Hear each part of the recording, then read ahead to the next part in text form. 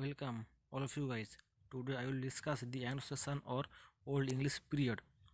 The term Anglo-Saxon was first used by the scholar William Camden in his History of Britain. Okay, the Anglo-Saxon or Old English period from 450 to 1050.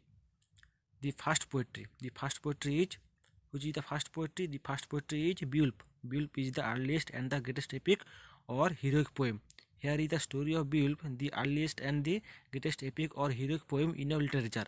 It begins with a prologue, which is not an essential part of the story, but which we review gladly for the sake of the splendid poetical conception that produced skilled the king of spear dance. Okay, one of the skilled descendants was Hrothgar, king of the Danes, and within the story of our Beowulf begins. Hrothgar, in his old age, had built near the sea mead hall called Heorot, the most splendid hall in the whole world, where the king and his friends gathered nearly to feast and to listen to the songs of his gleemen. One night, as they are all sleeping, the frightful monster Grendel broke into the hall, killed 30 of the sleeping warriors, and carried off their bodies to devour them in his lair under the sea. The appalling visit was splendid repulsed the first, but fled when they discovered that no weapon could harm the monster. Herod was left deserted and silent. For 12 winters, Grendel's arrival continued, and joy was changed to mounting among the spear danes. Okay, and the Beowulf's successive fights with the three dragons as the overcoming first of the overwhelming dragons of the sea, which was beaten back by the deities, and second the conquering of the sea itself when men learned to sail upon it, and third the conflict with the hostile forces of nature, which are overcome at last by man's indomitable will and perseverance. Okay, the poetical form of the Beowulf.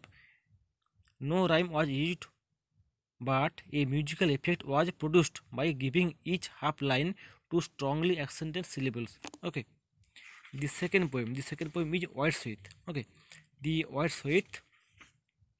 The poem White Sweet, the White Wearer or Wanderer, is in part, at least, probably the oldest in our language. It is the oldest in our language, White Sweet. Okay, the author and the date of this composition are unknown. The third poem is Deor's Lament. Deor's Lament. In Deor, we have another picture of the Saxon scoop or minstrel, not the gilded wandering, but in mainly his power to please his chief. Deor had this experience and comforts himself in a grim way by recalling various examples of men who have suffered more than himself.